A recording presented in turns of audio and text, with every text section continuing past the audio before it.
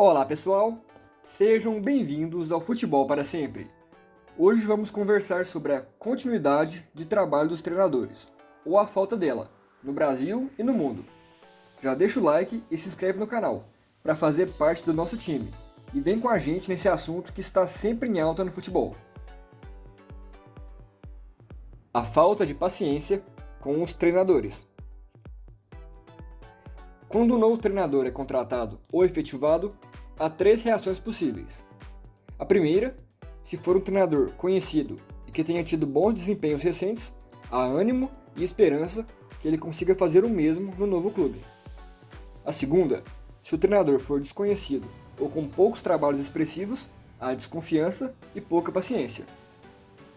E se o treinador for considerado ruim ou desatualizado, ou mesmo seja um nome que a torcida não aprova, há tristeza, indignação e até raiva. O novo técnico do Flamengo é o senhor Valdemar.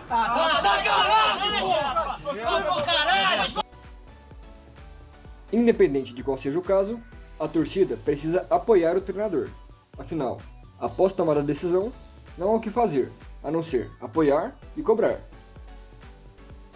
A troca de treinador, na maior parte dos casos, é devido a uma fase ruim do time. E em poucas vezes, o treinador deixa o clube após receber uma oferta melhor de outra equipe, ou então buscar novos desafios. E o novo treinador tem a missão de ou manter o time jogando bem, ou melhorar o time que não vinha tendo bom desempenho. Mas no futebol, e principalmente no Brasil, há um problema que impede que o treinador consiga colocar suas ideias em prática: a cobrança por resultados imediatos. Os resultados não vêm de um dia para o outro. A mudança de treinador não passa apenas por ideias táticas. Há métodos de treinamento, diferentes filosofias, gestão de grupo e didática. Para mudar o perfil de jogo e a mentalidade do time, leva tempo, e é normal e até esperado que o time perca os primeiros jogos, ou oscile entre vitórias, empates e derrotas.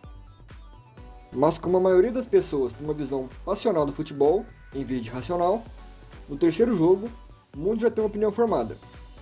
Ou o treinador acertou o time, ou já querem a demissão imediata. Os que conseguem ver o futebol com mais racionalidade, por outro lado, sabem que 3, 5 ou mesmo 10 jogos são uma amostragem pequena demais para definir o trabalho do treinador. Mas durante esse tempo, já é possível notar o perfil e as ideias. Se ele só faz o básico, se ele busca inovar, se ele faz mudanças exageradas, se ele tem um perfil mais defensivo ou ofensivo e se os jogadores estão entendendo e aceitando as novas ideias. A continuidade dos treinadores no Brasil. A média de tempo de um treinador no Brasil é de 5 a 6 meses, mas não é incomum vermos técnicos demitidos com 2 meses, 1 mês ou mesmo semanas. E qual o motivo disso? Uma goleada contra um rival que está em melhor momento? A perda de um título para o qual o treinador não teve tempo hábil de preparar o time? Pressão por parte da imprensa e da torcida? Os motivos podem ser diversos, mas o que eles têm em comum é a falta de paciência com o novo treinador. Pode ser que o trabalho não surta o efeito desejado, é verdade, mas se não houver tempo para tentar uma mudança, nunca se saberá. O ambiente do clube ajuda muito ou atrapalha o treinador. Um time bem estruturado, com dívida controlada, bom elenco e disputando títulos é um ambiente favorável para que um bom treinador faça um bom trabalho. Mas um time que está lutando contra o rebaixamento, afogado em dívidas, com jogadores de menor nível técnico e com forte pressão, exige ainda mais do treinador. E nesses casos, mesmo o melhor treinador do mundo poderia não conseguir. A continuidade dos treinadores na Europa. Na Europa, os treinadores têm muito mais tempo para colocar suas ideias em prática. Na Itália, a média é de 16 meses. Na Alemanha, 20 meses. Na França, 24. Na Espanha, 25. E na Inglaterra, 29 meses. Comparando com os míseros 5 meses do Brasil, é de se entender o porquê o futebol lá é mais avançado que aqui, no quesito gestão. Na Europa, também há times em situações boas e ruins, pressão por resultados e elencos menos técnicos. A diferença por lá é que eles entendem que é necessário continuidade. Nesses casos, a demissão só é uma solução diante de uma situação insustentável.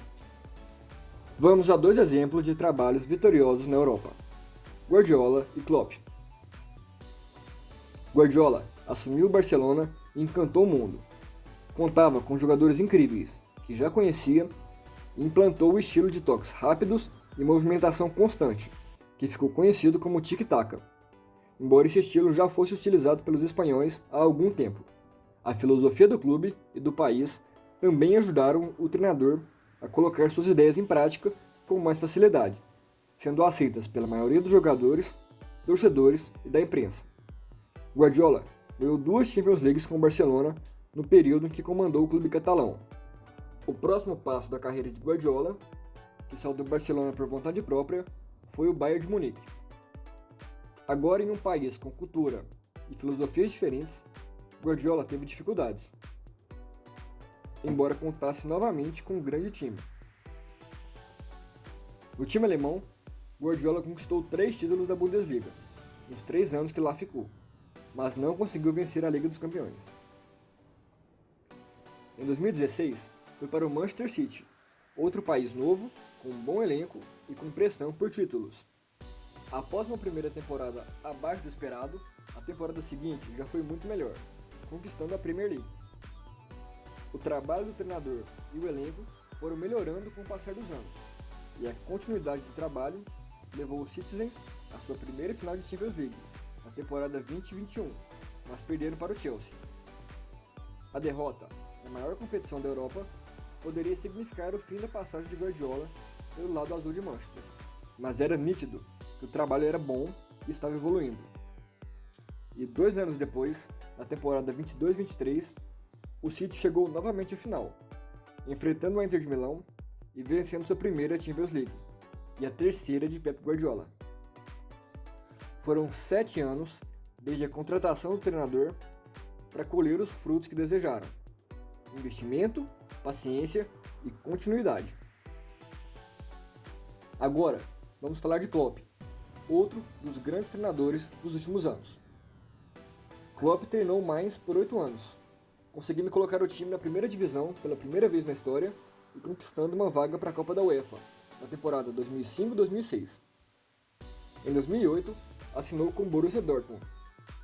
Os 2 primeiros anos foram medianos, ficando apenas em 6º e 7º lugares na Bundesliga.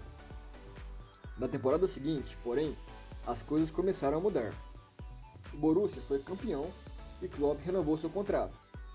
No ano seguinte, campeões novamente da Bundesliga e também venceram a Copa da Alemanha.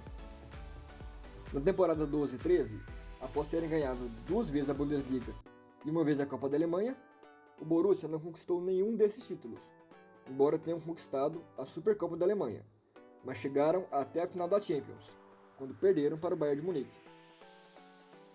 O time oscilou nos 2 anos seguintes, sem repetir os mesmos feitos, e em abril de 2015, o Borussia anunciou que Klopp deixaria de ser o técnico ao fim da temporada. Em outubro do mesmo ano, Klopp assinou com o Liverpool. Novamente, na primeira temporada, um desempenho abaixo do esperado. 8º lugar na Premier League e 2 vices, um na Copa da Liga Inglesa, para o City, e na Liga Europa, para o Sevilla.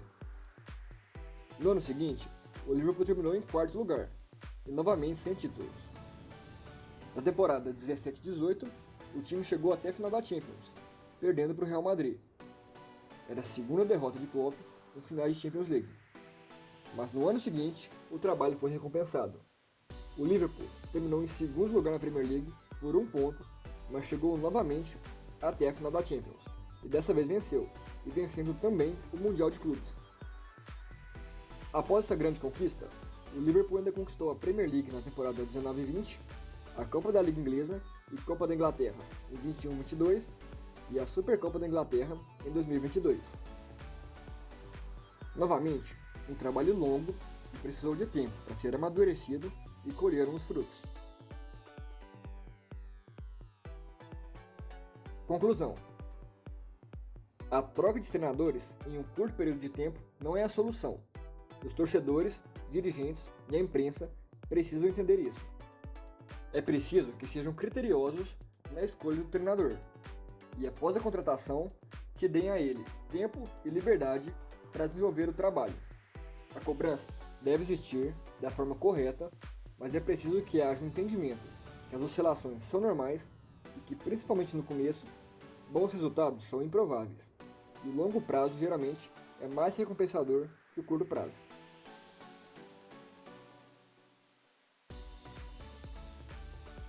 Mas me diz aí, o que vocês acham disso? Vocês são favoráveis à troca de treinador a cada fase ruim ou acreditam que o treinador precisa de um prazo para desenvolver o seu projeto? Acham que a pressão da torcida e da imprensa influencia nas demissões? Respondam aí nos comentários. Obrigado por terem assistido. Se inscreva no canal para fazer parte do time e não perder os próximos vídeos. Valeu galera, tamo junto e futebol para sempre!